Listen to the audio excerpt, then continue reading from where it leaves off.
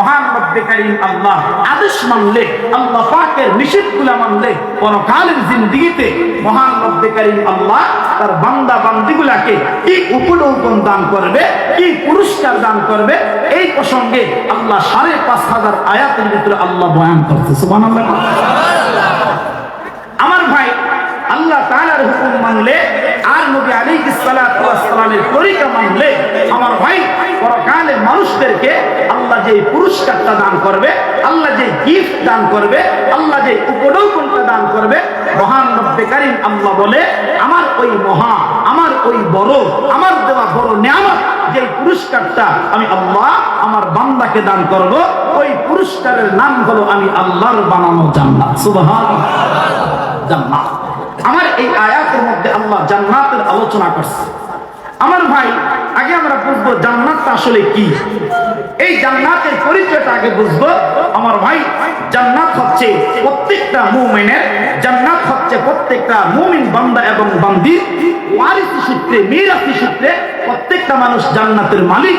যেমন আমরা সবাই জানি আমাদের পিতা, আমাদের আব্বা আবুল বাশার পয়গম্বর সফিউল্লাহ হযরত আদম আলাইহিস সালাতু ওয়াস সালামকে আল্লাহ যখন বানাইলেন, আল্লাহ তাআলা বানায়া আদম আলাইহিস সালাতু ওয়াস সালামকে আল্লাহ জান্নাত দান করছে। সুবহানাল্লাহ। জোরে কোন জান্নাত দান করছে আমাদের আব্বা।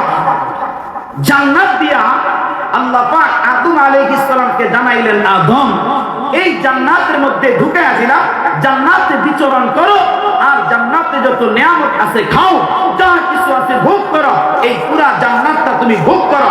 আদম আলাইহিস সালাতু ওয়াস সালাম জান্নাতের মধ্যে আছে, কিন্তু আদম আলাইহিস সালাতু ওয়াস সালামের ভিতরে একটা নিঃসঙ্গতা কাজ করতেছে, একটা একাকিত্ব কাজ করতেছে। মহান রব্বে কারীম আল্লাহ আমাদের আব্বার একাকিত্ব দূর করার জন্য, আমাদের বাবার নিঃসঙ্গতা দূর করার জন্য আল্লাহ পাক বানায়া দিলেন আমাদের মা হযরত হাওয়া। সুবহানাল্লাহ। হাওয়া আলাইহিস সালাতু ওয়াস সালামকে বানায়া আল্লাহ পাক জান্নাতের মধ্যে আদম নবীর সাথে লম্বা কথা বৈবাহিক বন্ধনে আবদ্ধ করে দিয়া আল্লাহ তাআলা জানায়া দিলেন, আদম তুমি আর তোমার বিবি এই জান্নাতের মধ্যে থাকো, এই জান্নাত তোমাদের দান করলাম, জান্নাতে বসবাস করো। তবে আদম শোনো, এই জান্নাতের মধ্যে ঘুরবা, জান্নাতের মধ্যে বসবাস করবা, জান্নাতের সব নিয়ামত খাইবা, কিন্তু আদম ওই যে একটা গাছ দেখা যায়, ওই গাছের কাছে যাইবা না, ওই গাছটা ধরবা না, এবং ওই গাছের ফলটাও ভক্ষণ করবা না। আপনারা আওয়াজ করে বলেন তো হুকুমটা কার? জোরে চিল্লা এখন না কার?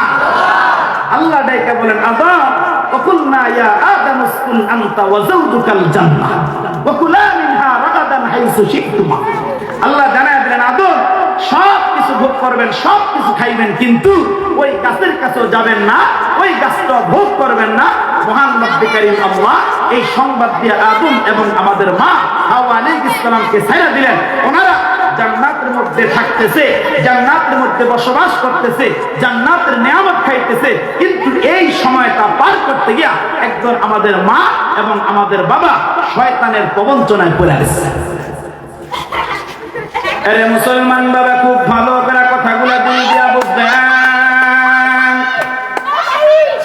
এ বাবা, মহান রব্বে কারীম আল্লাহ আমাদের আব্বা এবং আমাদের মা হযরত আদম এবং হাওয়া আলাইহিস সালামকে আল্লাহ পাক জানায়া দিলেন, এর পয়গম্বর আদম এবং হাওয়া শোনো, আমি রব্বে কারীম, আমি আল্লাহ তোমাদেরকে জান্নাতটা দান করলাম, জান্নাতের মধ্যে তোমরা বসবাস করো, কিন্তু আদম জান্নাতের ওই গাছের কাছে যাইবা না, জান্নাতের গাছটা ধরবা না এবং এটার ফলটা ভক্ষণ করবা না। মুসলমান বাবা, খুব ভালো করে কথাটা দিল দিয়া বুঝবেন। এ বাবা, পয়গম্বর আদম এবং আমাদের মা হযরত হাওয়া আলাইহিস সালাতু ওয়াস সালাম, এরে মুসলমান বাবা, শয়তানের প্রবঞ্চনা করে তো বাবা জান্নাতি গাছের ওই ফলটা ভক্ষণ করে ফেলাইলো। বাবা, ফলটা ভক্ষণ করার পরে আল্লাহ পাক রব্বুল আলামিন জানায় দিলেন, আদম শোনো, আমি আল্লাহ তাআলা তোমাদেরকে বারণ করলাম, আমি আল্লাহ তোমাদেরকে নিষেধ করে দিলাম, এই গাছের কাছে যাইবা না, গাছের ফল ভক্ষণ করবা না। এরে আদম শোনো, আমি আল্লাহ পাকের হুকুমটা অমান্য করলাম, আমি আল্লাহর আইনটা অমান্য করলাম। বাবা, আল্লাহ পাক জানায় দিলেন, পয়গম্বর আর জান্নাতের মধ্যে থাকা হবে না, আমি আল্লাহ তোমাদেরকে দুনিয়ার মধ্যে পাঠায় দিব। এরে মুসলমান বাবা, মুফাসসিরিনে কেরাম আয়াতের ব্যাখ্যার মধ্যে লিখলেন, এ বাবা, আমাদের আব্বা পয়গম্বর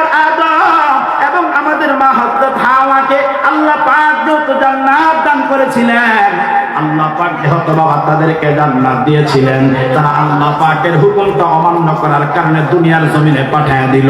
মহান রব্বে কারীম আল্লাহ নাইকা কয়, বান্দা তোমাদের আব্বা যেহেতু জান্নাতের মালিক, কিয়ামত পর্যন্ত আনেওয়ালা সমস্ত মানুষগুলা আদম পয়গম্বরের সন্তান।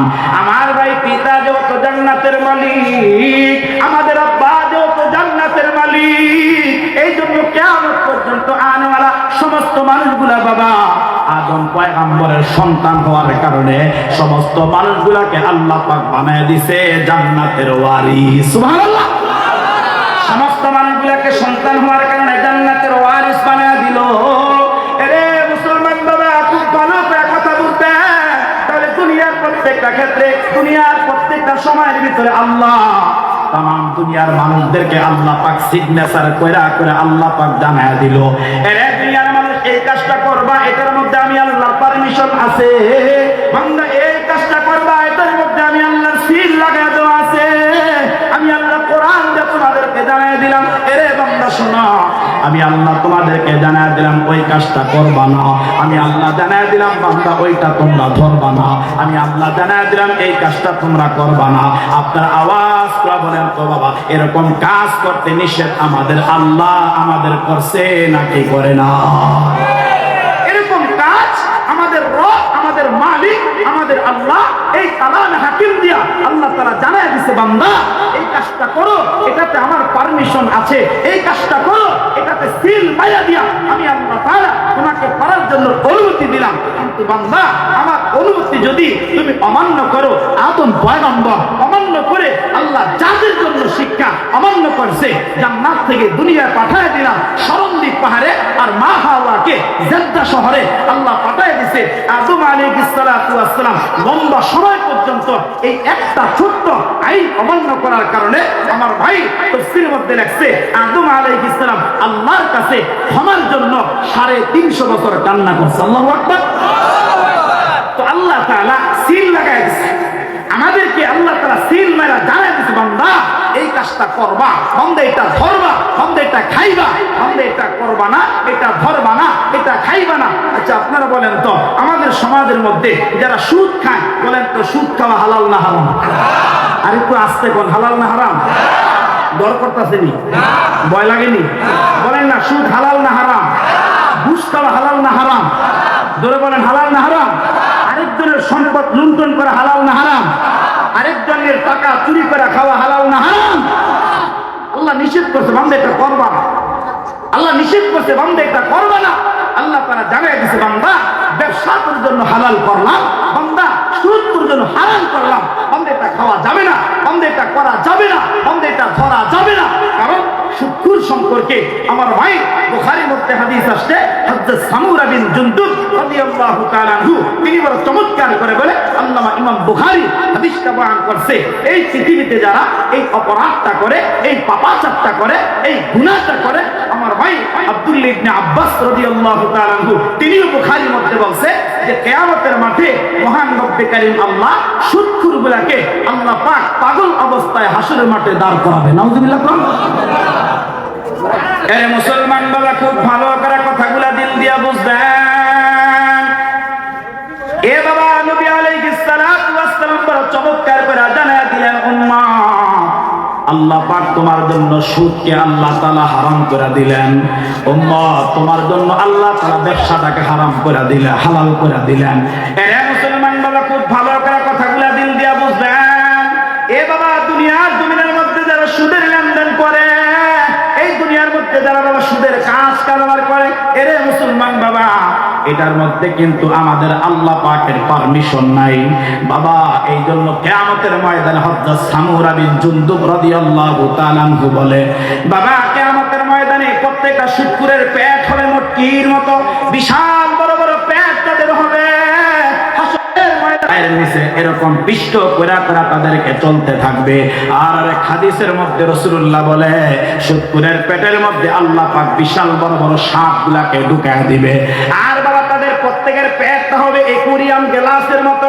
এ বাবা, যে অ্যাকুরিয়ামের মধ্যে মানুষ মাছ চাইরা চাইরা এরকম করে সৌন্দর্য বানায় দেয়, এরে মুসলমান বাবা, শুকুরের পেটের মধ্যে সাপ নাড়াচাড়া করবে, প্রত্যেকটা মানুষ দেখতে থাকবে বাবা। আল্লাহ পাক এইভাবে শুকুর গুলাকে কিয়ামতে আল্লাহ শাস্তি দিতে থাকবে। তাহলে এটার মধ্যে রব্বে কারীমের পারমিশন নাই, এজন্য এই গুনাহ করা যাবে, আওয়াজ করে করা যাবে। কারণ ব্যবসা হালাল, ব্যবসা হালাল করেছে আল্লাহ। আবার এরকম কিছু অপদার্থ, এরকম কিছু অসৎ ব্যবসায়ী আছে যারা হালাল ব্যবসাকে হারাম বানায়, আছে না নাই? আরে মুসলমান বাবা, খুব ভালো করে কথাগুলো দিল দিয়া বুঝেন। এ বাবা, ব্যবসাকে কিভাবে আপনি আমি হারাম বানায় ফেলাইতেছি, এ বাবা যারা ব্যবসা করেন ভালো করে বুঝেন। এরে মুসলমান বাবা, কারণ নবী আলাইহিস সালাতু ওয়াস সালাম ব্যবসায়ী সম্পর্কে আল্লাহর পয়গম্বর হাদিস বললেন। নবী আলাইহিস সালাতু ওয়াস সালাম বলেন, আত-তিজারাতুস সাদুকুল আমিন।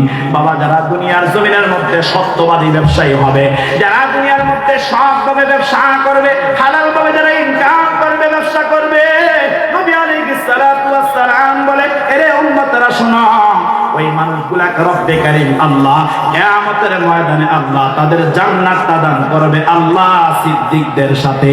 সুবহানাল্লাহ। এই অনেক মানুষ আছে যে ব্যবসা করতে গিয়া যখন এরকম কাস্টমারকে মাল যখন ওজন করে দিতে যায়, তখন চিন্তা করে, আরে 1 কেজি মালের মধ্যে যদি 50 গ্রাম কম দিতে পারি, এরকম দৈনিক যদি 5 জনকে দিতে পারি, তাহলে 250 গ্রাম বাইরে গেল। আরে ভাই, ভারী নাই, বরং আপনি এই মাল ওজনে কম দিয়া আপনার ব্যবসাকে আপনি হারাম বানাইছেন। কথা কয় না, হারাম বানাইছেন। আবার অনেক কাস্টমার তো শুধু ব্যবসায়ী তো সেরকম না, অনেক কাস্টমার এরকম আছে যে দোকান থেকে বাকি খাইছে, আর বাকি খায়া 6 মাস পর্যন্ত ওই দোকানের সামনে দিয়ে আর হাঁটে না। কথা কয় না, কষ্ট হইতেছেনি? কথা কন, এরকম আছে না? আল্লাহ তাআলার অনুমোদন এটার মধ্যে নাই। বান্দা, তুমি জিনা করবা, এটার অনুমতি আল্লাহ দেয় নাই। তুমি কবিরা গুনাহ করবা, এটার অনুমতি আল্লাহ দেয় নাই। তুমি নামাজ ছেড়ে দিবা, এটার অনুমতি আল্লাহ দেয় নাই। তুমি রাসূলুল্লাহর সুন্নাহ ছেড়ে দিবা, এটার অনুমতি আল্লাহ দেয় নাই। তাহলে আমার ভাই, আমাদের আব্বা আবুল বাশার পয়গম্বর আদম যেহেতু জান্নাতের মালিক, আমরা পিতার সন্তান আদম নবীর সন্তান হওয়ার কারণে কিয়ামত পর্যন্ত আনেওয়ালা সমস্ত মানুষগুলাই তাফসীরের মধ্যে লেখছে, আদম নবীর সন্তান হওয়ার কারণে মিরাসি সূত্রে আমরা প্রত্যেকটা মানুষ আল্লাহর জান্নাতের মালিক। সুবহানাল্লাহ। আরে মুসলমান বাবা, খুব ভালো করে কথা দিল দিয়া বুঝেন। এ বাবা, 2 নম্বরে আমরা আলোচনা করব মহান রব্বে কারীম আল্লাহ যেই জান্নাতটা আমাদেরকে দান করবেন। আমি আপনি বাবা যেই জান্নাতের ওয়ারিস, যেই জান্নাতের মালিক আমি আপনি বাবা, আমরা আলোচনা করব এখন ওই জান্নাতটাকে আল্লাহ পাক কি দিয়া বানাইলেন। মুসলমান বাবা, নবী আলাইহিস সালাতু ওয়াস সালামের সাহাবী হযরত আবু হুরায়রা আবার চমৎকার করে বললেন, এরে মুসলমান বাবা, হাদিসটা আল্লামা ইমামে তিরমিজি রাহমাতুল্লাহি আলাইহি বাবা তিরমিজি শরীফের 2525 নম্বর হাদিস। হাদিসের বর্ণনাকারী সাহাবী হযরত আবু হুরায়রা তিনি বলেন, নবী আলাইহিস সালাতু ওয়াস সালামকে প্রশ্ন করলাম, ওগো আল্লাহর পয়গম্বর, আমাদের দিলের মধ্যে একটা আশা, আমাদের দিলের মধ্যে একটা আকাঙ্ক্ষা, ও আল্লাহর পয়গম্বর, আপনি আমাদেরকে বারংবার জান্নাতের ওয়াজ শোনান, আপনি আমাদেরকে বারংবার জান্নাতের নিয়ামতের কথা শোনান। ওগো আল্লাহর পয়গম্বর, এত সুন্দর একটা জান্নাত আল্লাহ বানাইলো, এত সুন্দর একটা জান্নাত আল্লাহ তার নিজের ড্রয়িং, তার নিজের কারুকার্য করে আল্লাহ পাক তৈরি করলো। ওগো আল্লাহর পয়গম্বর, আপনার কাছে জানতে চাই, আপনি বলেন ওই জান্নাতটা আল্লাহ বানাইছে কি দিয়া? সুবহানাল্লাহ। কোন ওই জান্নাত কি দিয়া বানাইছে নবী?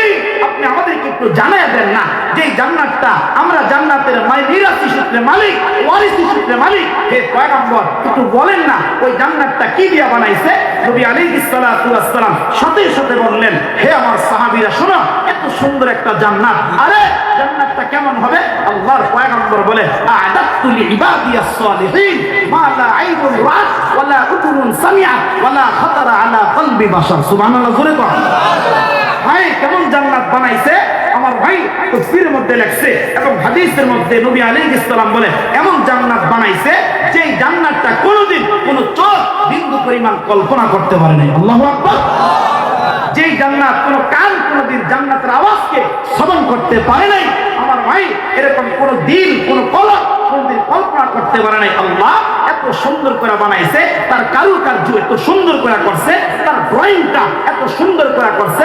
আমার ভাই ইমাম তিরমিজি রাহমাতুল্লাহি আলাইহি বলে, তখন নবী আলাইহিস সালাম কয় সাহাবীরা, মহান রব্বে কারীম আল্লাহ এই জান্নাতটা বানাইছে 4টা পদার্থ দিয়ে। সুবহানাল্লাহ, জোরে কোন। আরে মুসলমান বাবা, খুব ভালো করে কথাগুলা দিল দিয়া বুঝবেন। এরে যুবক ভাই, পর্দার আড়ালে আমার মা, আমার বোন, খুব ভালো করে আপনারা কথাগুলা বুঝবেন। যুবক ভাই, আমার আগে আমার ভাইজান কথা বলেছে, তোমাদের ব্যাপার অনেক লম্বা চূড়া কথা শোনাইছে। যুবক ভাই, খুব ভালো করে কথাগুলা দিল দিয়া বুঝবেন।